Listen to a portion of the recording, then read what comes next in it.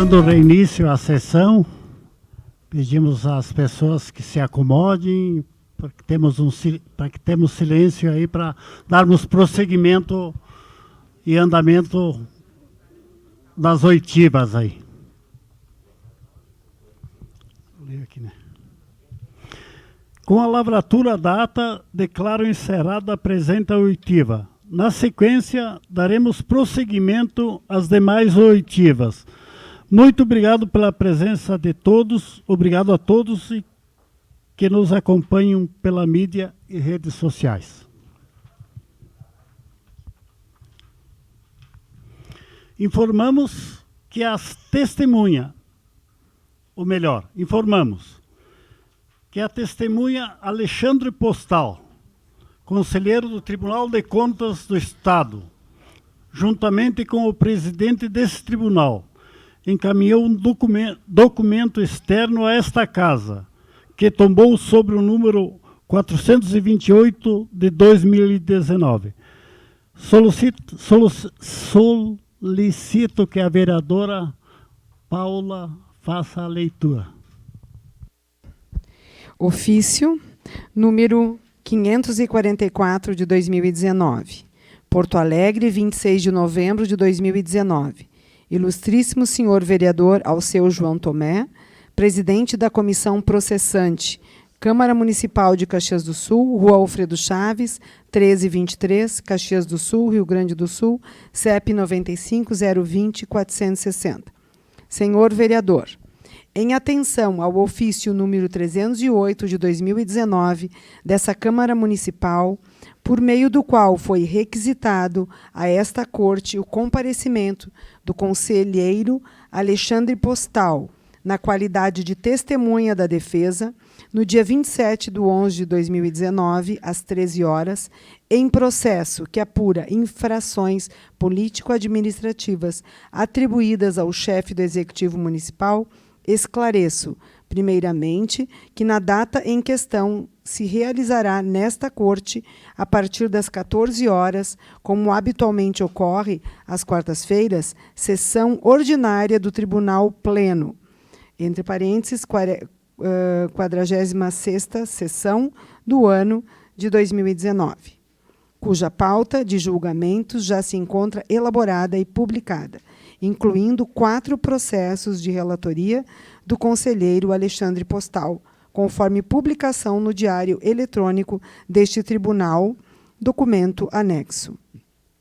Tendo em vista a coincidência de data e horário acima apontada, o eventual deslocamento do conselheiro Postal ao município de Caxias para prestar depoimento na condição de testemunha no processo antes mencionado inviabilizaria a sua presença na sessão ordinária do Pleno desta Corte de 27 de 11 de 2019, trazendo prejuízo ao exercício de atividade que insere no rol de atribuições constitucionalmente conferidas aos conselheiros deste tribunal, agentes públicos estaduais.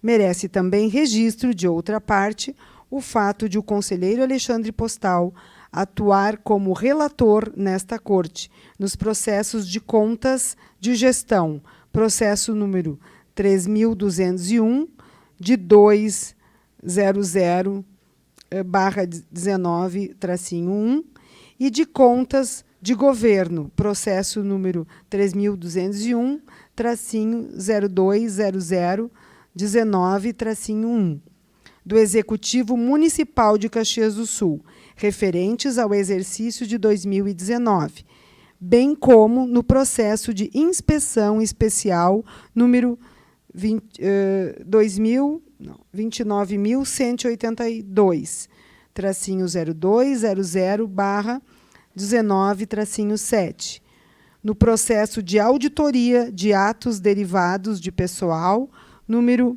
14.229-02.00/18-2, e no processo de auditoria de admissão, número 874-02.00/18-1, nos quais figura como gestor responsável o atual prefeito municipal de Caxias do Sul, senhor Daniel Antônio Guerra. Consequentemente, caso o conselheiro postal prestasse depoimento como testemunha do senhor Daniel Guerra no processo presidido por Vossa Senhoria, estaria impedido de atuar nos processos acima mencionados, assim como em outros, os quais não figura como relator, mas de cujos julgamentos poderia participar no exercício da judicatura. Fecha parênteses. Em fase do que dispõe o artigo 144, inciso 1 do Código de Processo Civil, aplicados subsidiariamente nesta Casa, em virtude do disposto no artigo 147 do Regimento Interno deste Tribunal. Neste caso, inegavelmente, o desempenho de suas atribuições como conselheiro desta Corte se veriam afetados em razão de depoimento prestado em processo alheio às funções aqui desempenhadas.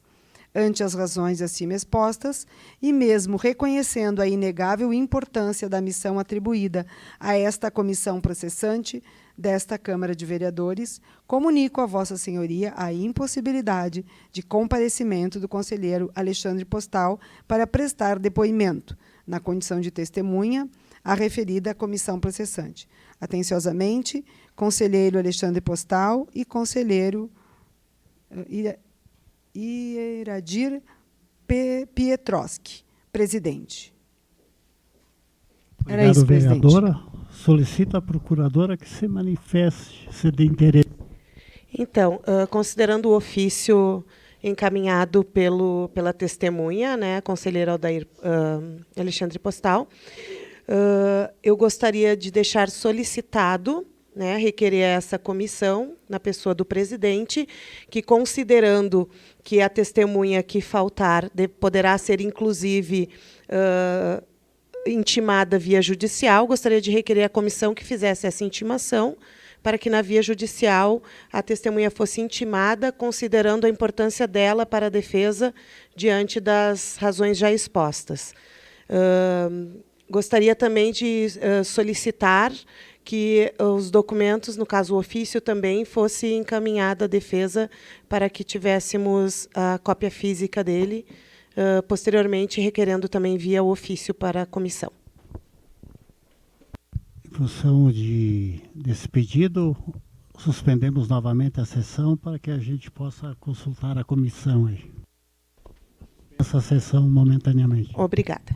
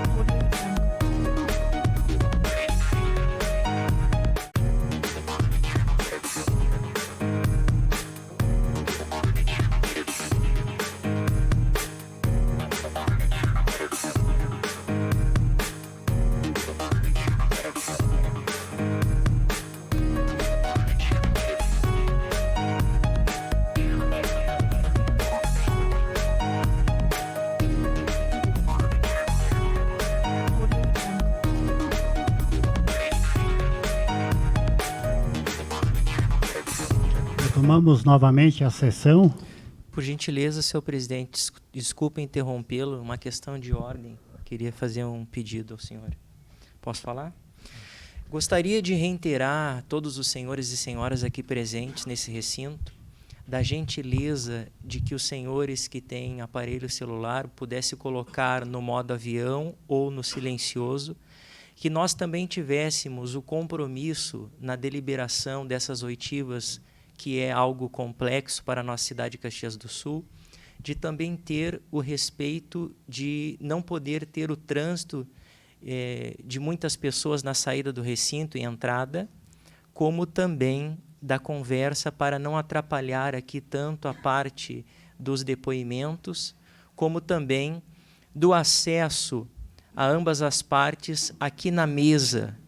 Exemplo, nós temos que ter uma imparcialidade, aonde nós não podemos ter a deliberação de conversas paralelas de pessoas que não fazem parte desta comissão e também do denunciante. Era isso, senhor presidente. Muito obrigado.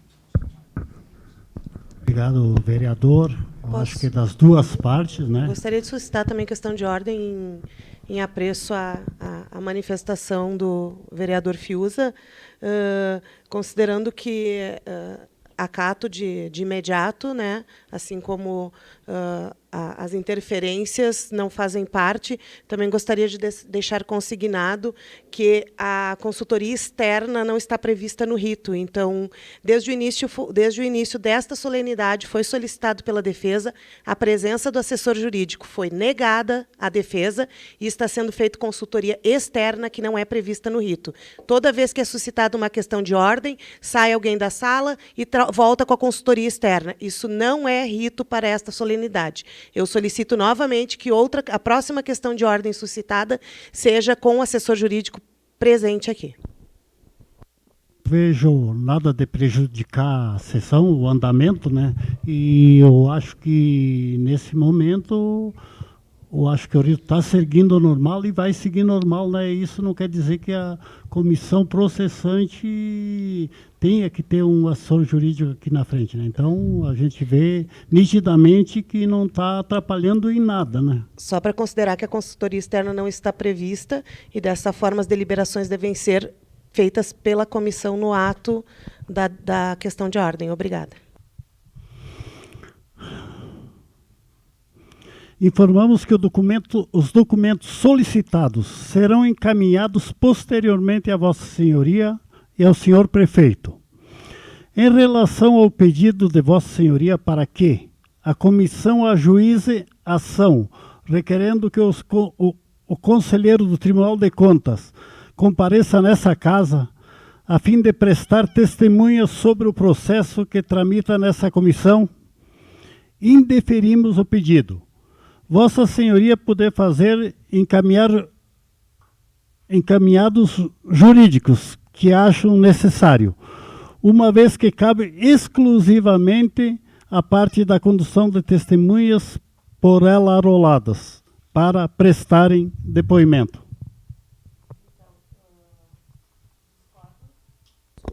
Discordo da informação. Gostaria de saber a fundamentação jurídica para tal indeferimento.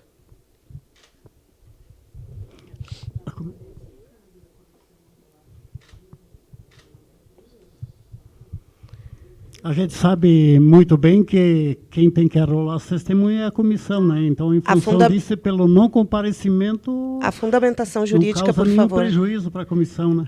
Fundamentação jurídica, por favor, presidente. Eu acho que nós no 201 do decreto. Qual artigo, presidente, por favor?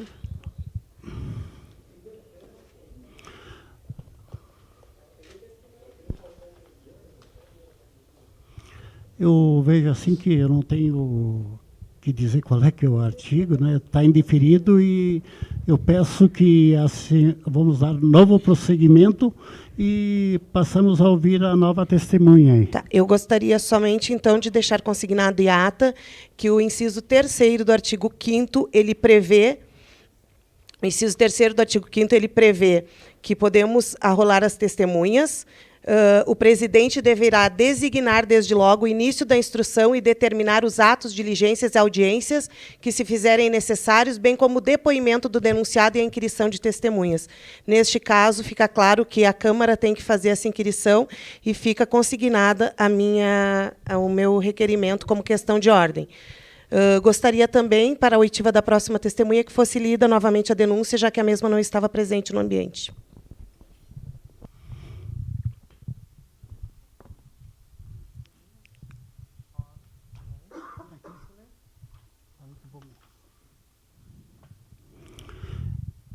Então, eu peço, diante do indeferimento, né, que a vereadora faça novamente a leitura.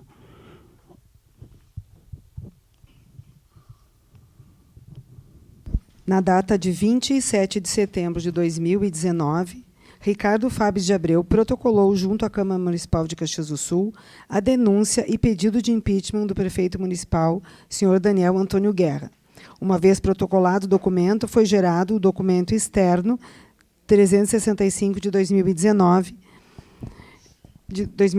Em síntese, foram exarados do referido documento os fundamentos fáticos e jurídicos assim resumidos: da alegada proibição de utilização dos espaços públicos pelos frades capuchinhos.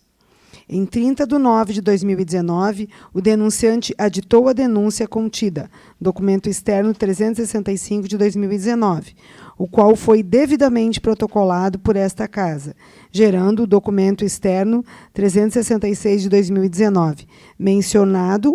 O mencionado aditamento relata, em síntese, do desprezo pelo Conselho Municipal da Saúde e das possíveis ilegalidades na licitação.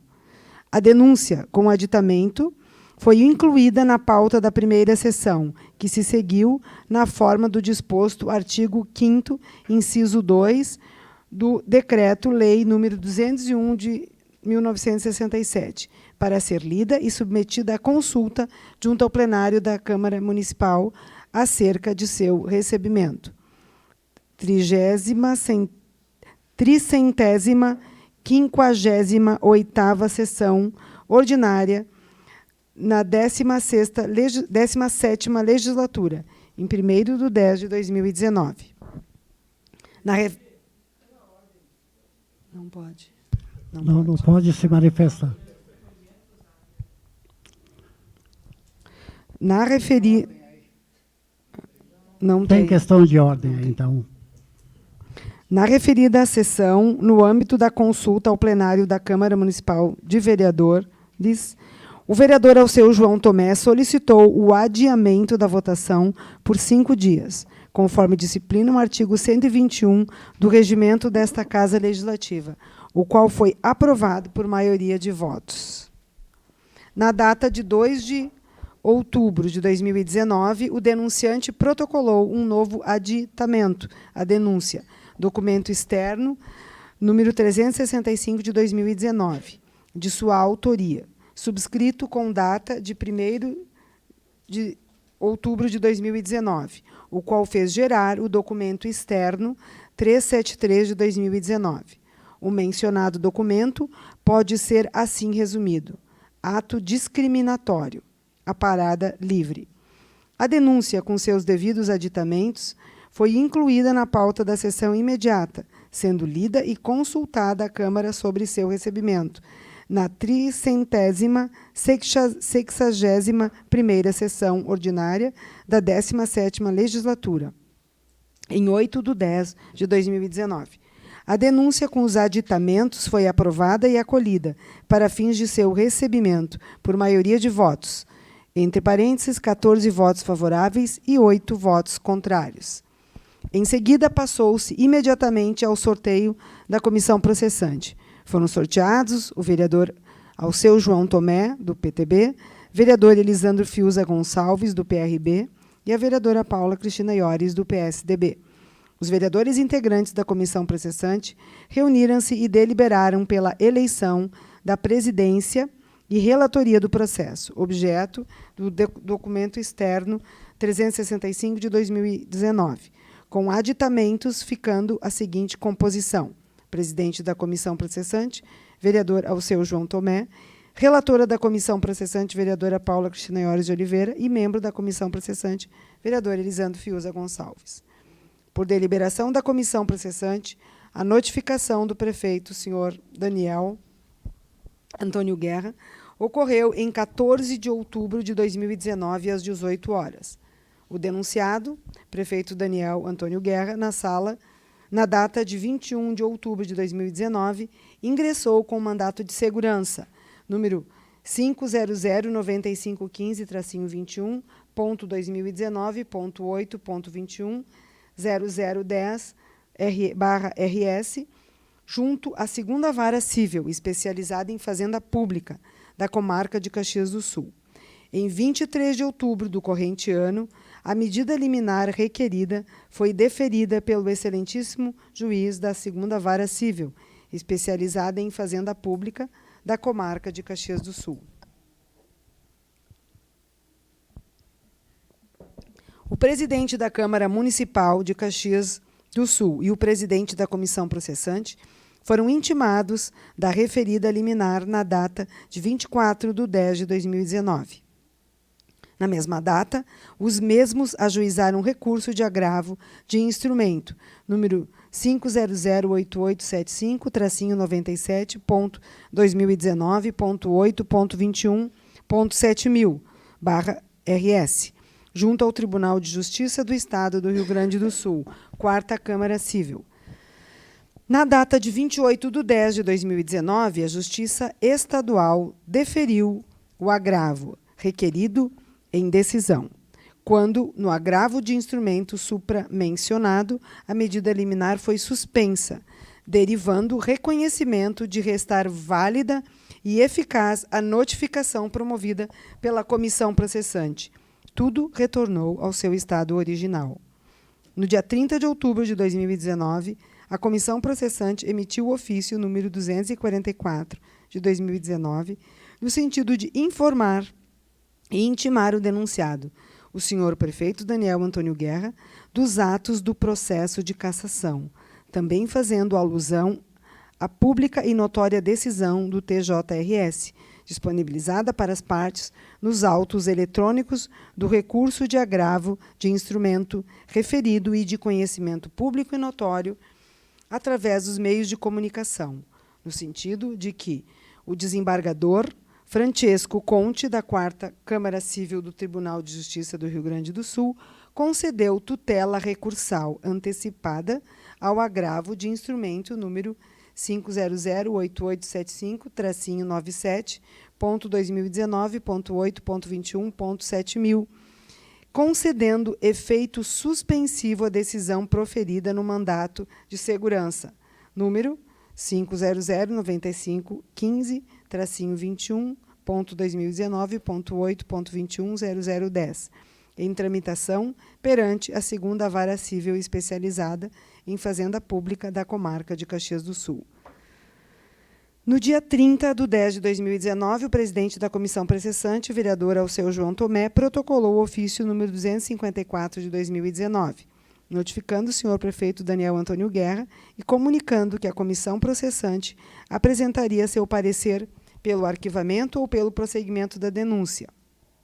No dia 4 de novembro de 2019, ocasião em que passou a estar disponível para consulta.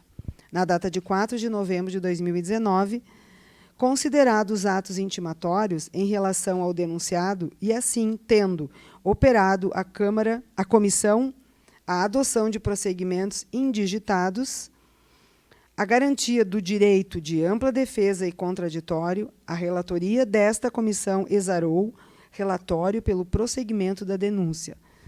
Documento externo 365 de 2019 e seus aditamentos, através do ofício 256 de 2019. Por sua vez, a comissão processante acatou por maioria de votos o relatório apresentado pela relatora. Igualmente, por maioria de votos, seus membros, a comissão aprovou o parecer pelo prosseguimento da presente denúncia, parecer 482 de 2019. Em ato contínuo, a comissão processante emitiu o ofício número 258 de 2019, informando a presidência desta Casa Legislativa sobre o relatório contido no ofício 256 de 2019, bem como o parecer 482 de 2019, o qual determinou o prosseguimento do processo de averiguação da denúncia ora em exame. O senhor prefeito Daniel Antônio Guerra, na data de 5 de novembro de 2019, às 16h05, foi informado/intimado sobre a decisão, por maioria dos membros da comissão processante, do prosseguimento da denúncia, documento externo 365 de 2019, e seus aditamentos, sendo acostada cópia do relatório e do parecer exarados. Na oportunidade, o denunciado foi noticiado via ofício número 263 de 2019, em conformidade com o disposto no artigo 5º, inciso 3, do Decreto-Lei número 201 de 67, acerca do início da instrução, com vistas a atos, diligências e audiências a serem realizadas, conforme determinação da presidência da comissão processante. Fazendo saber ainda que, querendo, dispunha do prazo de 5 dias a contar do recebimento daquela notificação para manifestar-se, indicar as provas necessárias e arrolar testemunhas, com seus respectivos dados e endereços para a notificação.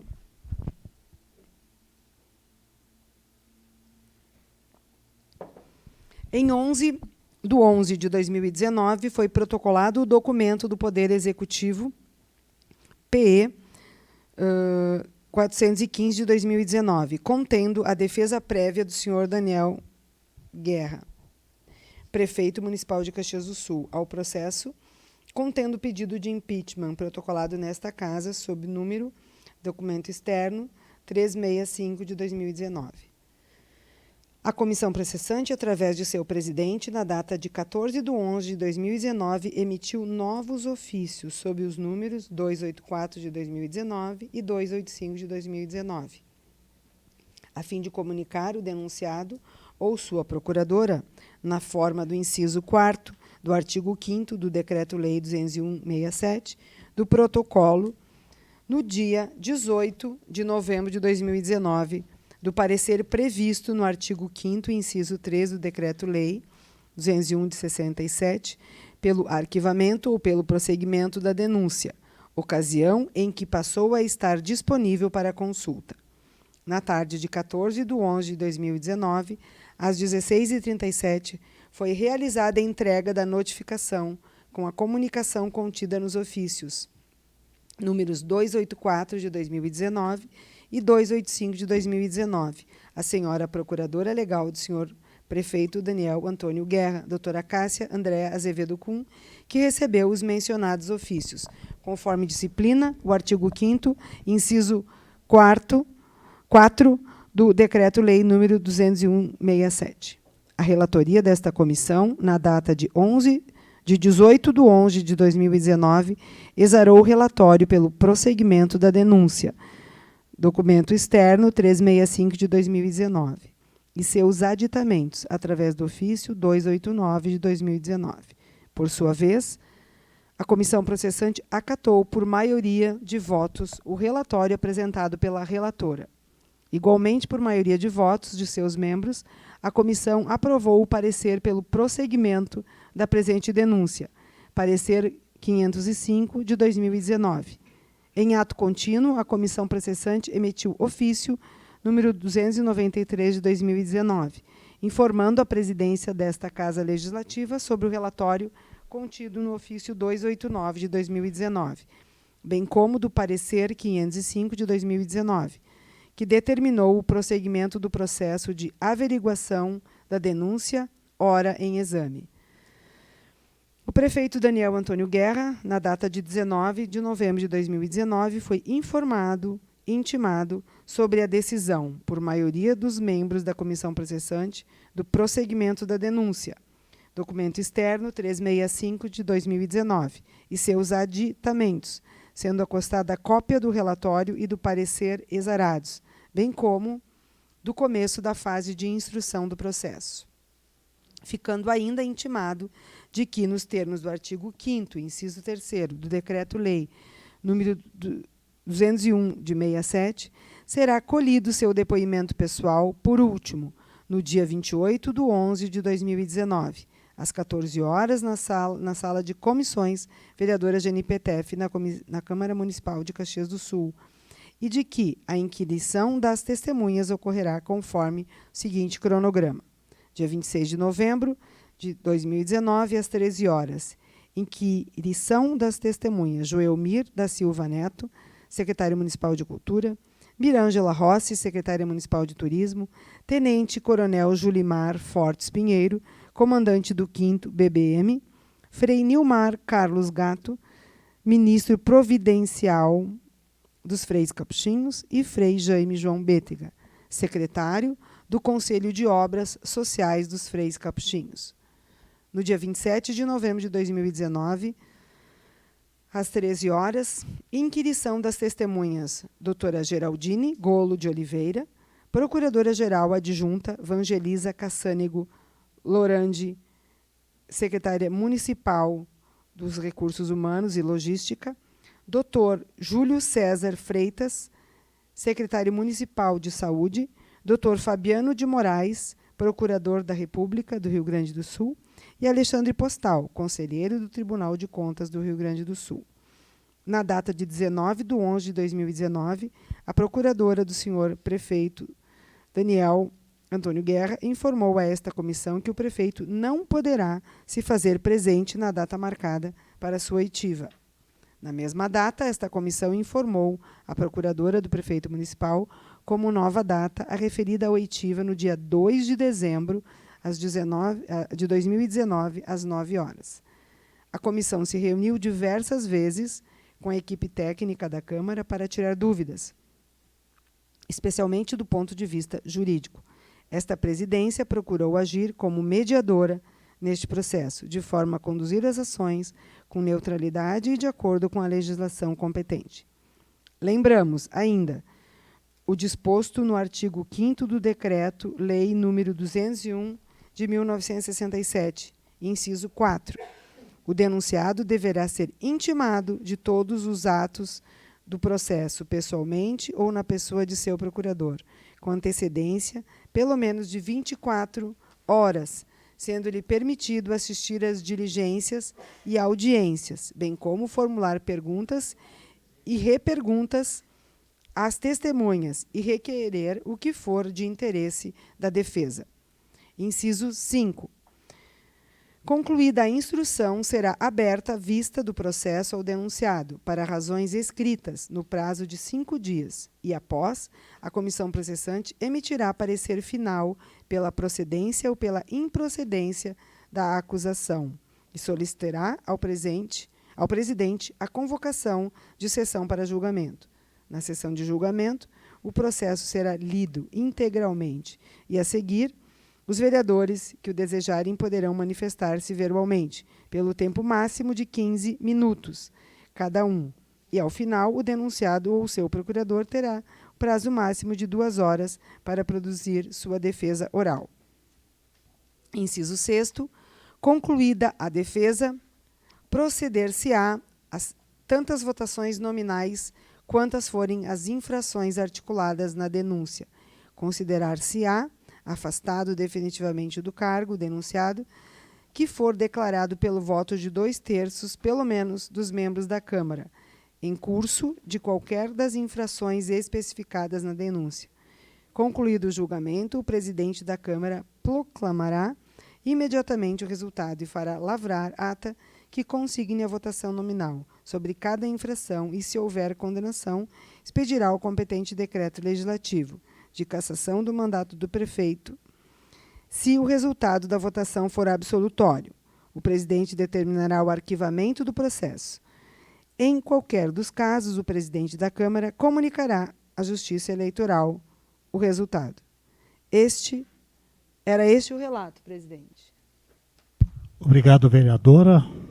Senhora Evangelisa Lorandi, secretária municipal de Recursos Humanos e Logística.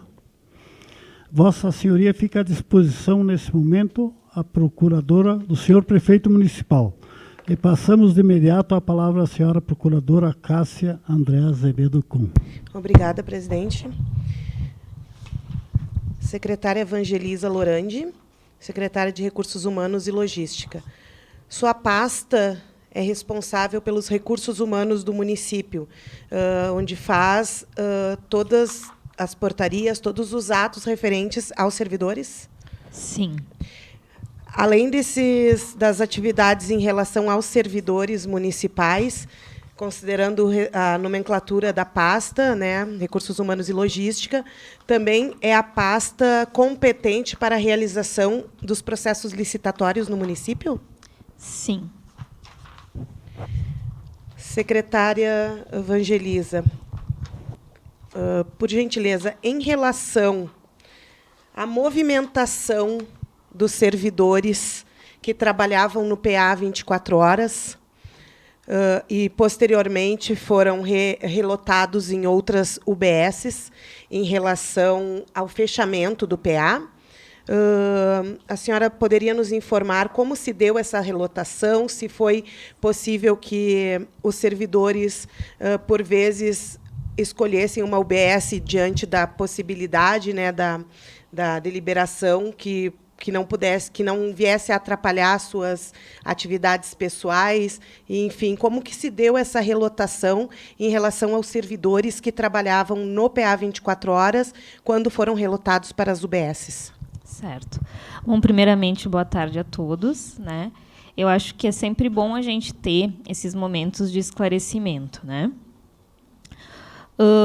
Objetivamente, respondendo à questão da procuradora, foi, sim, feito todo um trabalho para a organização, de fato, dessas remoções que a gente conceitua dentro da Secretaria de Recursos Humanos e Logística, tá?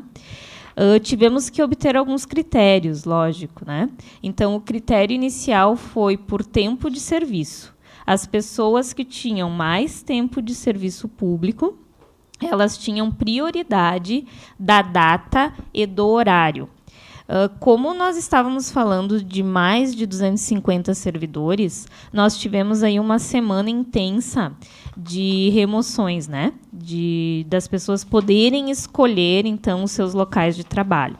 Então, o critério inicial, tempo de serviço, depois, todo dia, tínhamos horário, tá, de meia em meia hora, que esses servidores, junto a um setor de recursos humanos específico da Secretaria da Saúde, recebia esses servidores e eles tinham, então, como optar pelas vagas que tínhamos na rede, tanto em UBSs como em os outros serviços que a Secretaria tem aí com servidores públicos municipais. Então, foi tomado todo um cuidado também para que as pessoas conseguissem estarem adequadas às suas rotinas, né? Se respeitou, se deu um limite, existe uma ordem de serviço, uma instrução normativa que foi feita na Secretaria da Saúde, até que as pessoas conseguissem ter esse tempo de adequação aí nos seus novos locais de trabalho, sem prejuízo dos seus salários, né? Dos seus proventos. Então, a senhora confirma que houve, então, esta possibilidade de escolha, não tendo sido feito pelo Executivo, de forma arbitrária, a remoção, que seria a palavra correta, dos servidores do PA? Confirmo. E houve, então, a assembleia, que foi feito junto a eles, para que antes do ato se comunicasse como iria ser feito. Então, se teve todo um zelo e respeito aí à integridade dos servidores municipais. Em relação ao termo de ajustamento de conduta que foi firmado com o Ministério Público Federal e Estadual para o fechamento do PA 24 horas. Num primeiro momento, a senhora chegou a participar ou teve conhecimento deste termo de ajustamento de conduta para que possibilitasse o fechamento do PA 24 horas? Sim, tive conhecimento e participação. Participou de que forma na consecução deste deste termo de ajustamento de conduta ou na contribuição interna em relação à forma como se daria essa transição entre o fechamento do PA e a abertura da nova UPA 24 horas? É importante ressaltar que toda a construção de qualquer movimentação que vai influenciar na vida pessoal do servidor, eu, como autoridade de RH, sempre estou presente para ter o zelo também e cuidar também ao que o Estatuto do Servidor nos delega, né? Então, assim, sim, nós éramos uma comissão, a gente denominou Comitê da Saúde, eram alguns secretários, algumas autoridades juntos, pensando da forma que menos impactasse tanto, eu costumo dizer, né, o cliente interno, que é o nosso servidor público, quanto o público externo na questão do atendimento à saúde propriamente dita, né, atendimento ao cidadão. Então, sim, nesse comitê a gente pensou, tentamos pensar em todos os detalhes, né, anterior a essa situação mais jurídica, né, mais de termo oficial aí do TAC, para que a gente conseguisse aí amenizar qualquer situação pior que possa ter acontecido. Em relação aos servidores municipais, aos servidores públicos como um todo, podemos afirmar que o servidor público possui direito adquirido na sua lotação ou a sua remoção ela é discricionária a critério da administração que possa colocar esse servidor onde ele realmente tem necessidade de estar efetuando suas atividades? Ok. Aí a gente vem para um conceito também de legal, né? A gente não pode, enquanto servidor público, colocar a minha vontade pessoal acima do que a vontade pública, o serviço público me delega. Então, objetivamente, procuradora, respondendo a sua questão, é discricionário da gestão, de acordo com a vacância e necessidade do serviço. Mesmo sendo discricionário, ainda foi oportunizado aos servidores, diante de critérios, que eles escolhessem quais UBSs iriam trabalhar e desenvolver suas atividades profissionais? Com certeza, porque aí a gente trabalha com o bom senso. Nós tínhamos a necessidade e também o respeito aí à vida pessoal dos servidores públicos, mas sempre, com certeza, colocando aí na balança o atendimento que nós estávamos aí em déficit na saúde. Em relação, agora, seguindo na ação da saúde, considerando que gostaria de deixar claro que a sua pasta ela afeta as questões de pessoal e de licitação, então os dois termos da denúncia que falam sobre o decreto de eventos temporários não são afetos à sua pasta, então não lhe farei questionamentos neste sentido. Okay. Há alegações por parte do denunciante de que houveram ilegalidades na licitação para a composição da gestão compartilhada na UPA 24 horas. Eu gostaria que a senhora brevemente nos explanasse quais são como é o cronograma de uma licitação, como se dá uma licitação desde o momento do seu termo de referência, quando o órgão envolvido ele determina o que ele necessita e qual os procedimentos dali para frente, como que funciona. Se a secretaria que necessita, ela encaminha para a tua secretaria a necessidade dela e de que forma é ela que faz esse termo de referência dizendo o que necessita e a forma como necessita, ou isso fica a critério da central de compras, central de licitações? Como funciona esse trâmite? Se possível, a senhora, resumidamente, nos informar. Certo. Na verdade, a parte de licitações públicas, as compras públicas, ela é regida pela Lei 866, né?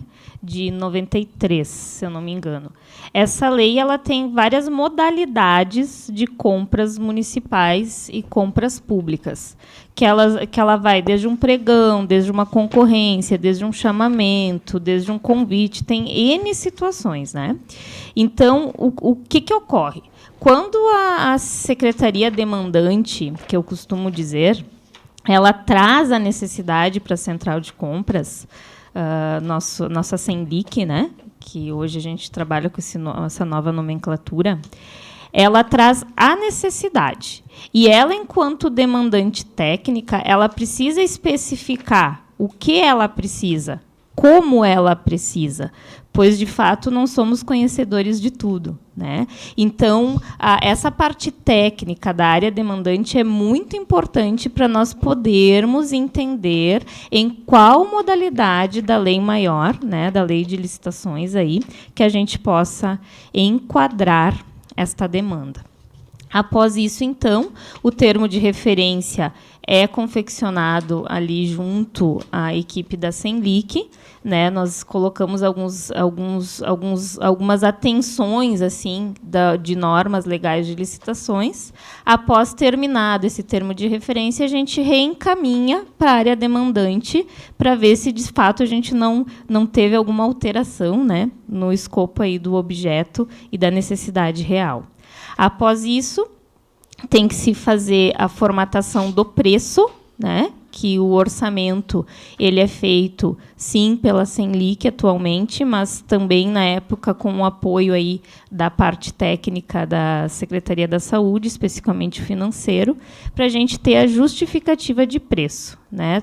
Ora, todos sabem, os tribunais e todos os órgãos que nos supervisionam, sim, questionam preço. Então, a gente tem que ter uma justificativa muito boa e uma evidência muito boa do preço que a gente está efetuando. A partir disso, então, a gente tem a liberação orçamentária, depois vai para a questão jurídica, né, de avaliação aí do edital, para a posterior publicação. De acordo com a modalidade, nós temos tempo de publicação de rua. Pode ser 8 dias, pode ser 15 dias, enfim, depende muito do valor e da modalidade que a gente está comprando. Após publicado, a gente pode ter impugnações, questionamentos, e a gente tem o dever de estar respondendo a todas elas, tá? Depois vamos para a concorrência de fato no ato, né, para que a gente consiga o melhor preço aí, vantajosidade, economicidade, aí a gente traz os princípios constitucionais. A partir disso, quando a gente declara um vencedor, nós temos o prazo de recurso, contra-razão, e aí vai, né? Pode acontecer algum fato jurídico, judiciário no meio, então a gente tem que estar prevendo tudo isso.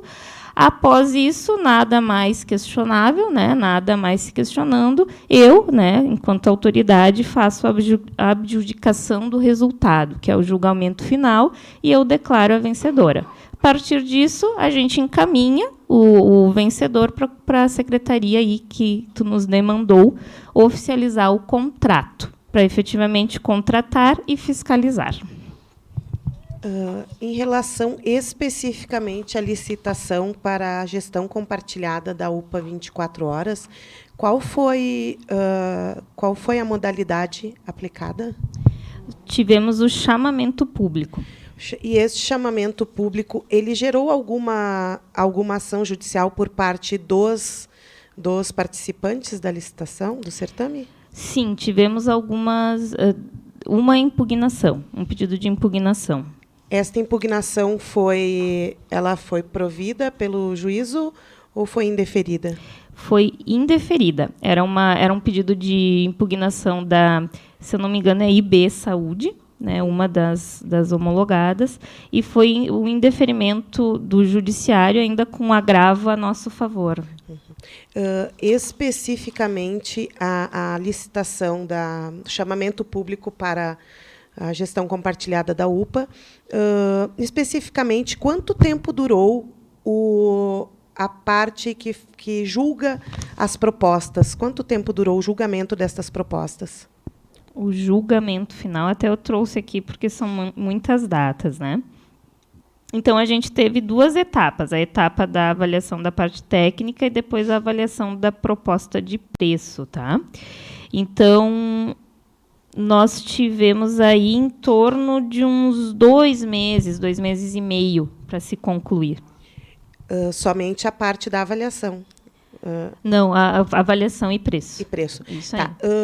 Poderia nos explicar se compete, né, compete à tua pasta, a questão do porquê foi escolhido técnica e preço? Ela é o chamamento, na modalidade chamamento público, a escolha da técnica e preço, ela visava o bem comum, o porquê que seria técnica e preço e não somente preço, o porquê dessa escolha, desta deliberação pela Central de Licitações. Isso. Quando se trata de objetos assim, que a gente principalmente lida com a vida humana, que é frágil, e todos aqui sabem o quanto é ruim ter um familiar precisando de saúde, assistência, né? E ver ele em sofrimento, nós entendemos que somente o preço era algo um pouco frio, um pouco calculista para se lidar com esse tema. Né? Então, saindo um pouco da área sentimental e vindo um pouco para a área de legislação mesmo, técnica e preço, tu tens a capacidade, enquanto órgão requisitor, digamos assim, de entender quais os procedimentos e conseguir ter uma ideia mais clara de quão a técnica ou o preparo das empresas que estão vindo concorrer, elas são de acordo com a necessidade, né, ou, de fato, a seriedade delas. Então, por isso, a técnica nos dá esse olhar um pouco mais inclusivo na forma de trabalho das empresas concorrentes. Por isso, a opção. Então, essa opção, podemos analisar que ela foi no sentido de termos um serviço prestado de maior qualidade para a comunidade do município de Caxias do Sul. Com certeza.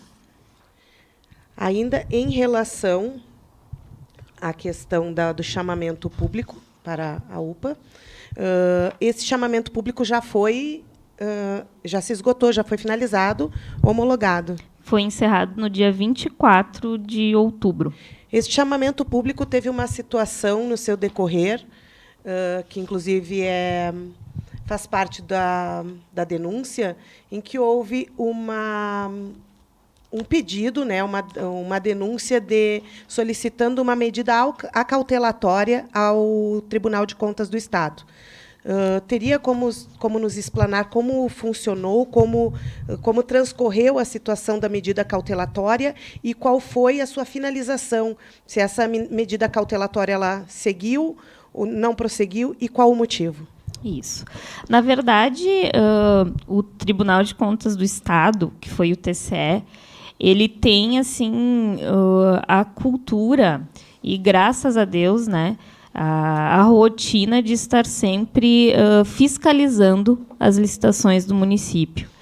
E, em que pese a fiscalização, nós, graças a Deus, estamos muito bem e muito corretos em tudo o que a gente determina, né?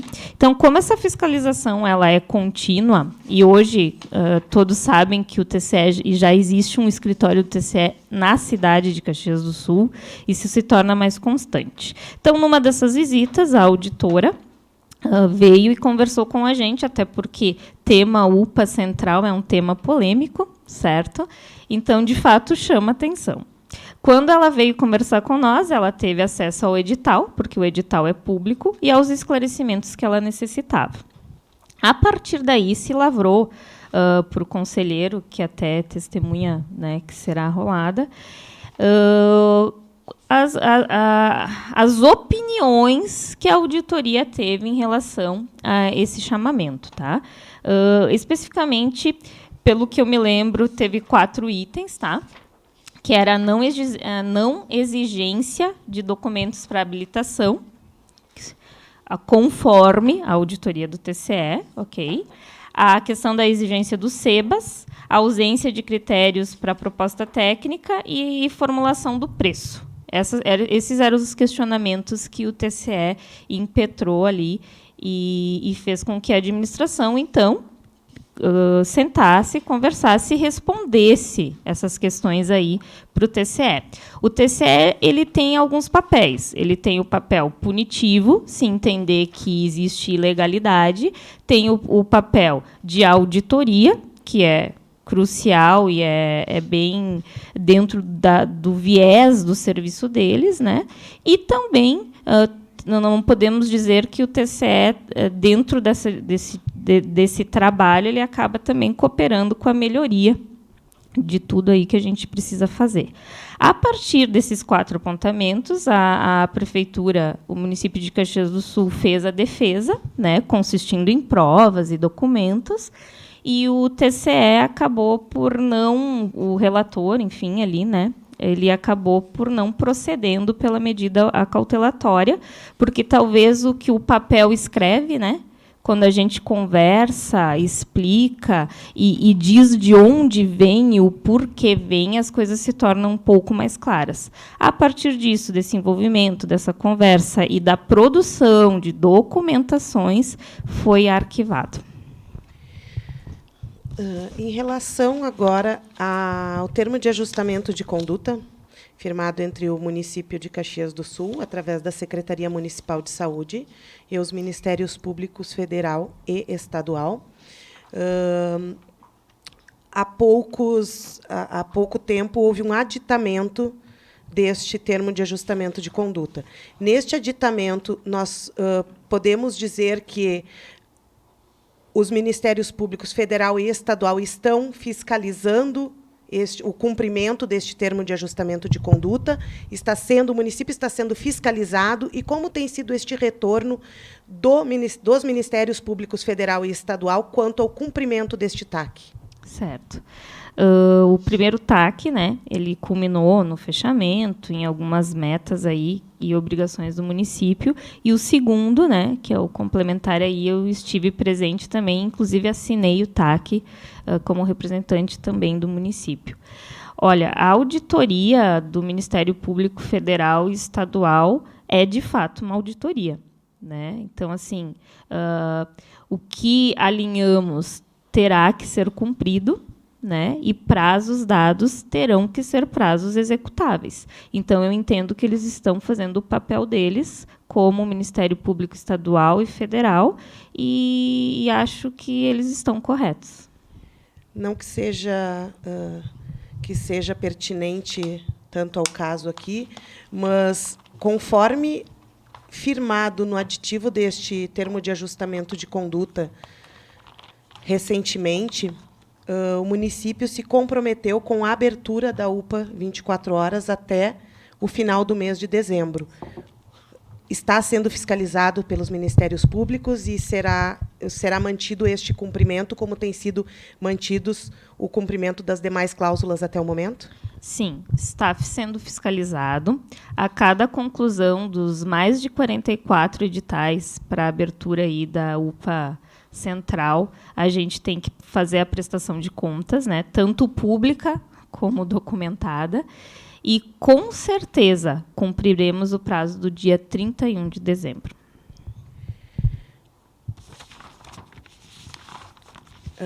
Então, considerando que a testemunha é secretária de uma pasta afeta as questões de recursos humanos e as questões de licitações, e considerando que todos os questionamentos sobre estes assuntos foram referendados e já respondidos aqui, ela está à disposição da comissão para os questionamentos. Obrigado, Mirângela. Evangeliza isso. Trocou, vereador. Trocou, presidente. É canseira, né? mas é loira igual, né? Passamos aos questionamentos dos vereadores que integram a comissão processante. Primeiramente, queria me dirigir à secretária e perguntar: diante do remanejo de funcionários públicos, por que a maioria das UBSs faltou alguns profissionais? Exemplo, médicos. Houve um mau planejamento? Vejamos bem, presidente. A área de recursos humanos e logística ela recebe a demanda do número de profissionais que a secretaria precisa, mas a governança de onde vai, o que vai fazer, onde falta é de cada secretário. Então, não compete a mim essa resposta.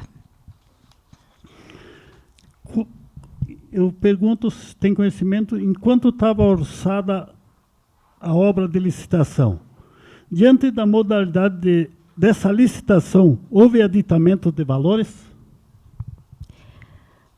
Desta última que o senhor fala, a questão orçamentária, quando ela vem para o edital, ela já vem com o valor fechado. Então, a questão de se aumentou ou diminuiu, não tenho conhecimento. Eu tenho o valor final que foi encaminhado para o orçamento. Mas essa obra, assim, não passou do... O senhor está falando da obra? Da obra de reforma, não Isso. do chamamento público. De quanto foi o orçamento da obra inicial? Orçamento inicial, né? E de quanto foi gasto em aditamentos, novos aditamentos? Só por uma questão de ordem, a denúncia aqui ela trata sobre ilegalidades na licitação da gestão compartilhada e não da obra do PA. Então, não são processos diferentes e não são pertinentes às denúncias aportadas no documento. Mas, então, de qualquer forma, eu repasso as perguntas aqui ao vereador Evandro Fiuza, se assim entender que haja necessidade de formular perguntas. Obrigado, senhor presidente. Eu me sinto contemplado, secretário Evangelista, e não tenho nenhuma pergunta, nenhum questionamento até o momento. Obrigado. Obrigada.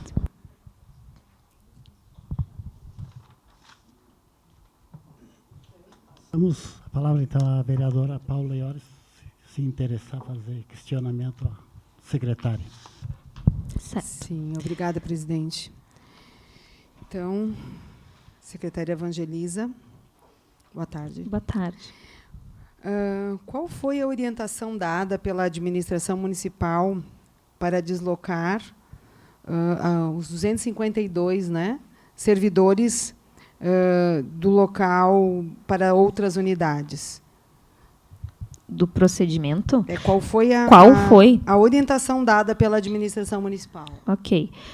Primeiramente, foi feito a convocação e convite, dos servidores lotados no então pronto atendimento 24 horas, por e-mail, por mural, por oral, tudo que a gente podia fazer assim para que a informação chegasse aos servidores. A partir disso, a assembleia ocorreu, foi ali no centro administrativo, foi uns 2 dias, se eu não me esqueço, assim, ou um dia antes aí do fechamento propriamente dito, e eles foram comunicados, então, da lista que tinha o nome, o tempo de serviço, o horário e o local que eles tinham que comparecer para escolher as vagas que também foram entregues e publicitadas na Assembleia.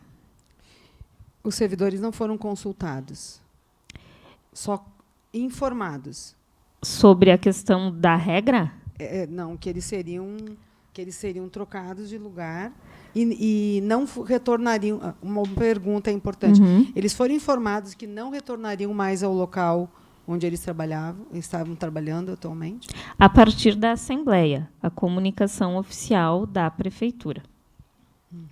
Porque a nova estrutura teria outra equipe. Em nenhum momento foi falado em outra equipe, somente do fechamento para a reforma.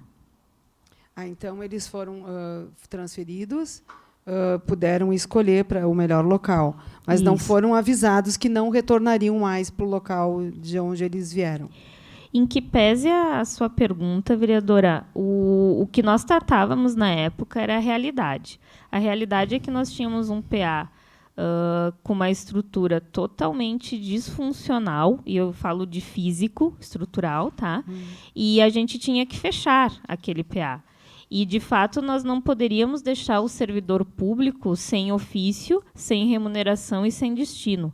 Talvez isso seria uma agressão muito maior do que, na verdade, estar comunicando eles a volta ou não, porque tudo isso dependeu depois de um estudo, de um processo que foi após o fechamento. Sim, mas a minha pergunta era assim, foi nesse momento eles foram, então, tiveram a opção de escolher para onde iam, Isso. mas não sabiam se retornariam ou não para o local mas aí até após a reforma. Isso, a nível de esclarecimento, todo o servidor público ele tem direito a pedir relotação, aonde o serviço funciona. Então, em nenhum momento, após essas colocações desses profissionais na vagas que tínhamos, foi negado esse pedido de relota. Só que, claro, tem que ter a disponibilidade, tem que ter o serviço. Então, o fato deles não serem avisados, queriam voltar ou não, eu acho que ele acaba se extinguindo quando eles têm o direito de pedir relotação para Então, onde eles querem. podem voltar para o PA agora, se eles quiserem, quando for aberto.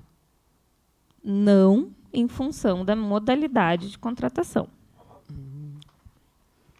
Certo. No- Uma pergunta, a senhora falou de um comitê que foi montado para para se fazer toda essa transferência do fechamento do postão, né?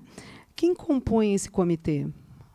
O comitê gestor que eu comentei. Isso, para Tinha- vocês pensaram toda a transferência para É lógico que o pensamento ele é no governo, né, vereadora? Mas nós tínhamos uma comissão, que até foi feita portaria, que era eu, como secretária de RH e Logística, o secretário Júlio, da Saúde, que ainda está na Saúde, né? Tínhamos a diretora Ana Paula Grando, na época, que era uma diretora da Saúde, agora ela está na rede, e a presidente da FAS, a Rosana. Era ninguém essa a representando comissão. os funcionários. É que a comissão, o comitê gestor, era a parte mais de deliberação discricionárias da administração, né? Não envolvia a questão do servidor. Se a questão é, mas e como então que a gente fez o critério de como escolher, de onde está? Aí sim, não tínhamos a portaria, mas nós tínhamos envolvidos os servidores de recursos humanos, da diretoria de recursos humanos, tanto da minha secretaria como no núcleo que é específico lá da saúde. Ok.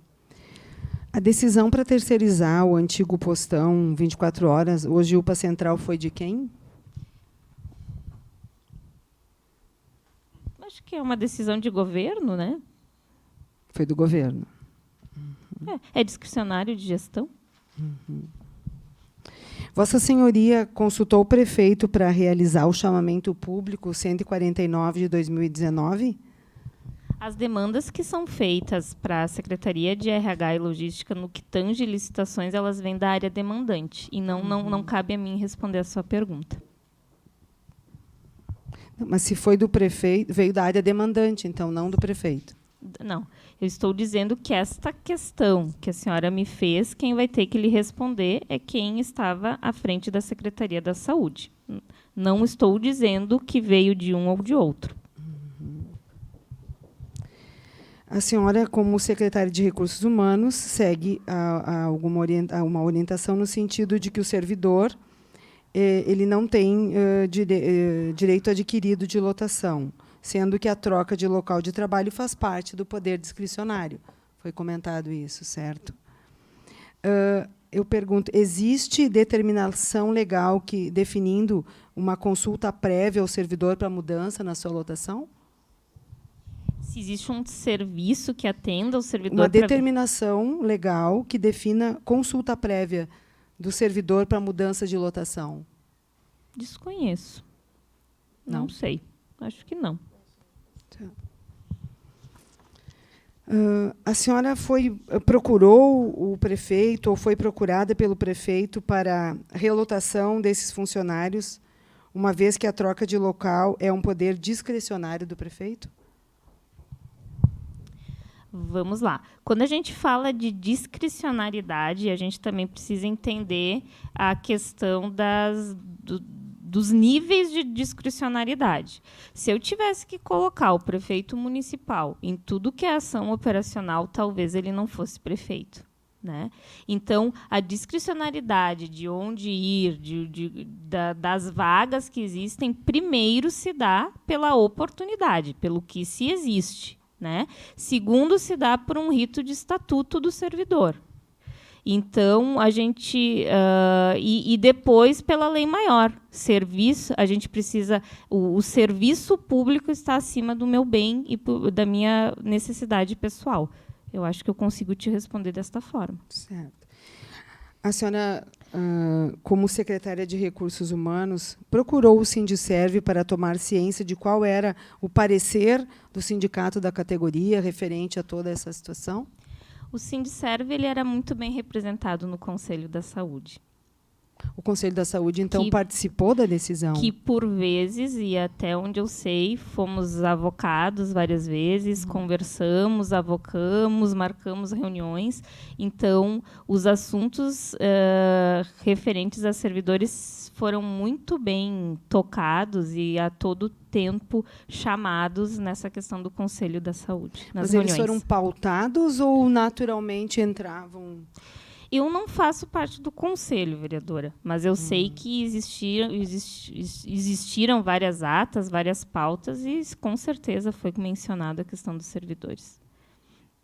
Mas, então, a senhora não procurou o sindicato para conversar a respeito disso, para, né, ver como é que ele via esse parecer, no sentido de fazer uma transição tranquila?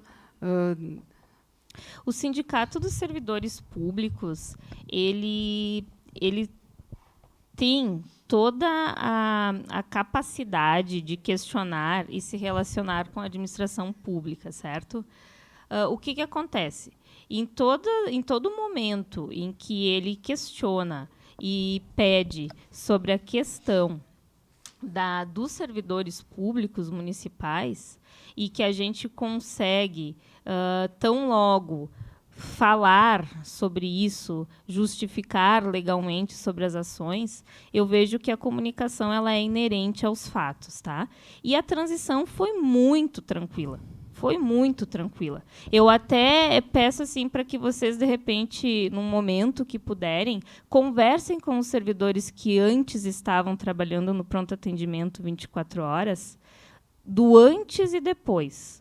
Hoje eles têm final de semana, eles têm qualidade de vida, eles têm uma rotina mais estabelecida. Então, assim, quando a gente fala em servidor público, a gente fala em pessoas. Então, a gente tem que, sim, levar em consideração a qualificação pessoal que cada um traz. Então, foi algo que foi feito, que teve que se decidir, que teve que se organizar? Teve que se organizar. Mas e as benfeitorias que isso trouxe para as pessoas também após o ato, né? Após o ato. Então, frente a isso, eu entendo que foi tranquilo, foi muito bom, assim.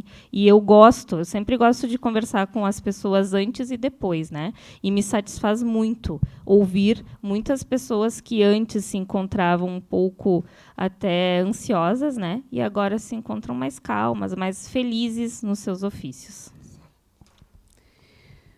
Em relação... assim, se tu souber informar o valor da reforma do postão. Olha, definitivamente esse é um outro certame, né? Não consigo te dizer, porque a obra ela é gerenciada pela Secretaria da CEPLAN, e eu não consigo te dizer assim o que foi editado, não Pelo editado. fato de trabalhar junto na parte de licitação, não tem acesso. É que a licitação... Sabe me dizer se foi suplementado, se foi aditivado o valor, o contrato? É que esse assunto não é pertinente à matéria da denúncia, vereadora. Mas é licitação? Mas não a licitação que é objeto da denúncia. A licitação da obra do postão ela não é objeto da denúncia.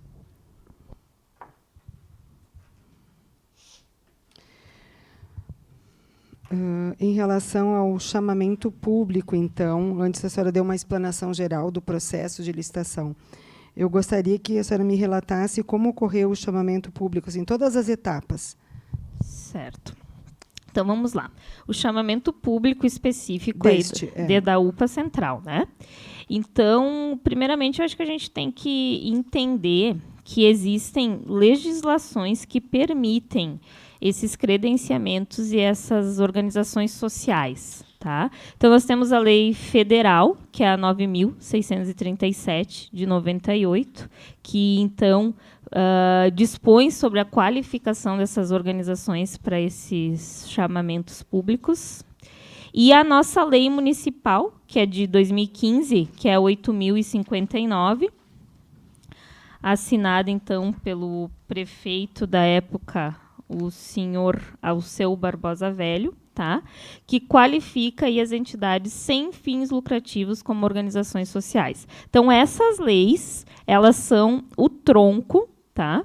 Da habilitação das empresas, que elas para serem qualificadas, né, habilitadas a participarem aí desse certame.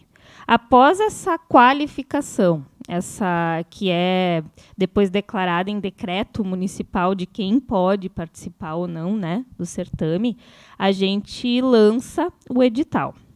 A partir daí, eu até tenho aqui, antes de sair lá, eu só achar aqui que agora aqui.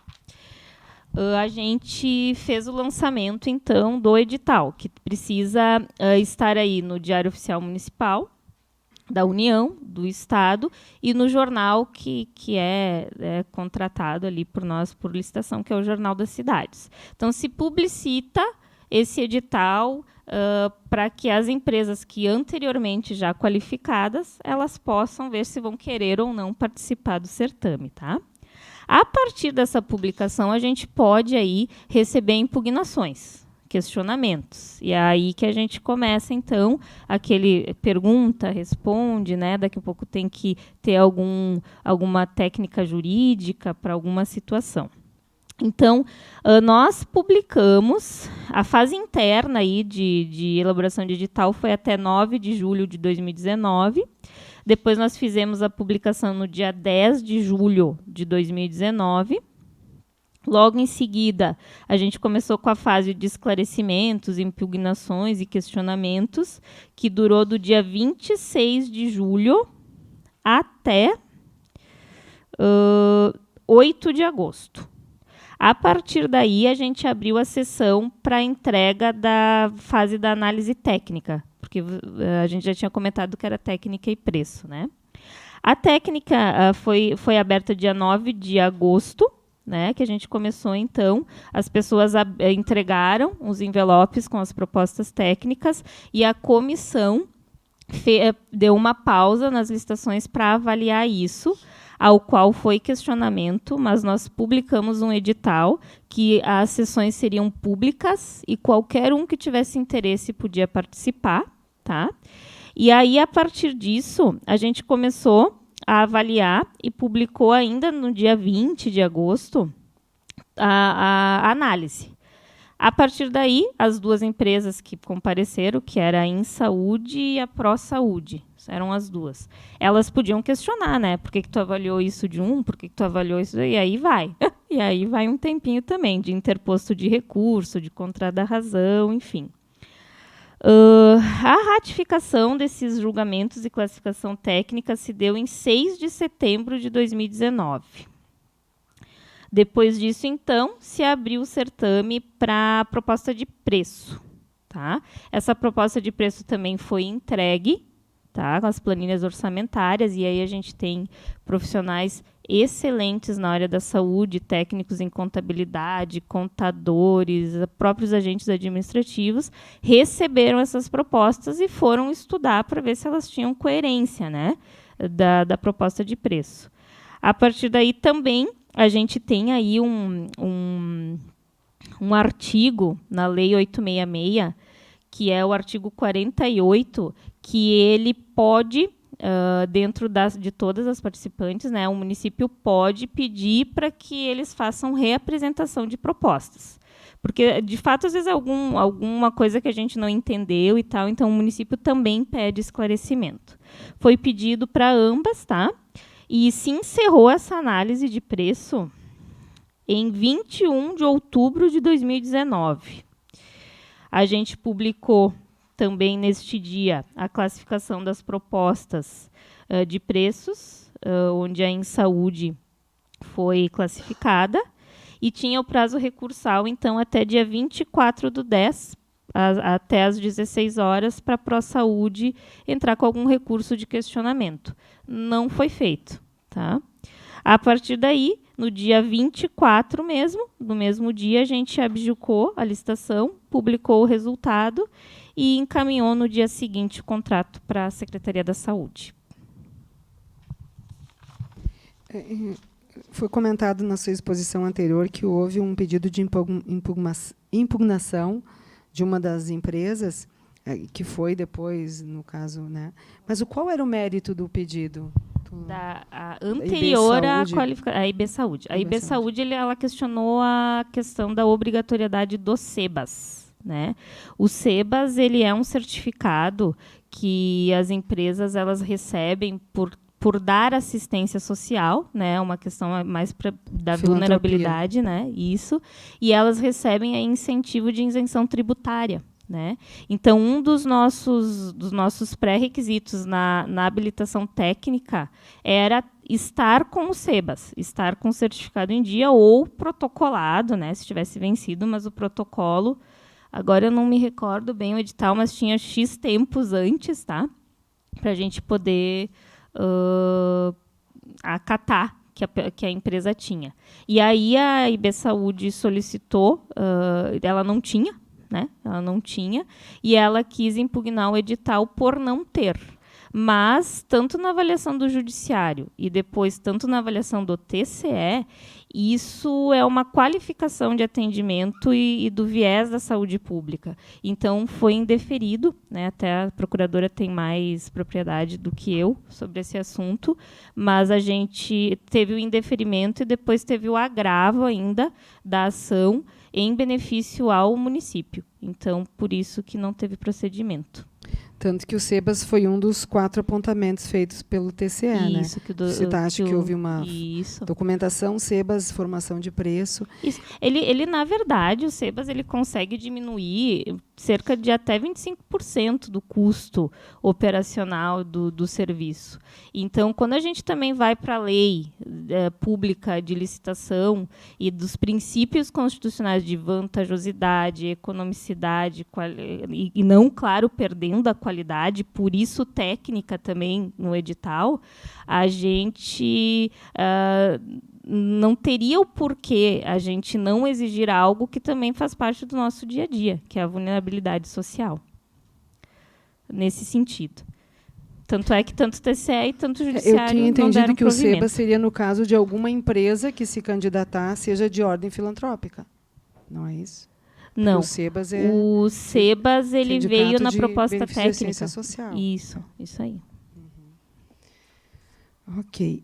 Em relação ao TAC, que foi trazido né? Não, antes disso eu quero perguntar aqui. Todas essas etapas que foram descritas foram a senhora informou o seu prefeito de todos esses atos do chamamento público? Todos os atos eles são públicos, né? Então nenhum ato que a própria comissão de pregoeiro, os próprios servidores ali da central de licitações, ele é público, tanto é que lá quando a gente clica no Diário Oficial tem todas as datas, as atas. Então assim, com certeza, né? O prefeito municipal ele acompanha, porque de fato ele é prefeito e ele é responsável, né? Por tudo que acontece, e não só pelo fato da responsabilidade do cargo, mas a responsabilidade por ser responsável mesmo, né? Ele sempre estava por dentro de todas as etapas aí que nós, como técnicos, temos que dar conta e cumprir a legalidade das ações. Uhum. Certo. Em relação à pergunta que eu ia fazer do TAC, desde o início do TAC, dos 2 TACs, a previsão de abertura do postão era para dezembro? Se eu não me engano, agora eu não me recordo do primeiro TAC. Tinha uma expectativa de abrir até o inverno. Era inverno, né? Daí depois a gente fez o aditamento, foi um pacto, porque a gente, de fato, assim, até eu tive, graças a Deus, a oportunidade de vivenciar o que é fazer uma reforma num prédio público, principalmente na área da saúde, e o que é dentro da prerrogativa de qualidade e eficiência, trazer ele de volta numa situação assim que a gente comprou tudo. Assim, eu acho que a gente vai entregar aí o prefeito Daniel Guerra vai entregar um serviço para a comunidade com equipamentos novos, de tecnologias mais adiantadas, rouparia, tudo, gente. Essas 44 licitações, assim, não foi uma reforma somente do prédio, foi uma reforma dos insumos, da qualidade do que onde a pessoa vai deitar, sentar. Então, assim, em um ano, fazer tudo isso na gestão pública, com um orçamento que a gente sabe que ele não é um orçamento superavitário, né, de nadar em dinheiro, eu acho que a gente fez milagres. E, por isso, talvez o consentimento do Ministério Público Federal e Estadual no entendimento que o resultado disso vai ser melhor, mesmo que tivesse demorado um pouco mais. Ok, presidente. Obrigada. Obrigado, vereadora. Por parte da procuradora, doutora Cássia, mais alguma pergunta? Só para complementar, gostaria da informação por parte da secretária Evangelisa, se essa, conforme ele complementando a pergunta da vereadora Paula, essa questão de, no início, no primeiro TAC, né, termo de ajustamento de conduta, nós tínhamos aprazado um período para que a UPA abrisse antes do inverno, até o inverno, né, que se fala muito aí. Mas a protelação desse prazo, devido a todas as dificuldades de licitação, elas que foi jogado para o final do ano, toda ela foi feita com anuência dos Ministérios Público Federal e Estadual, não incorrendo o município em descumprimento de alguma cláusula do TAC? Toda ela foi em alinhamento e cumprimento e o ok, né, dos órgãos superiores. Enfim. Então, podemos afirmar que, com a anuência dos Ministérios Públicos, né, MPF e MPE, não houve descumprimento do município em relação ao TAC. Não houve descumprimento. Era somente isso. Muito obrigada. Obrigada, secretária Evangelista. Obrigada. Obrigado.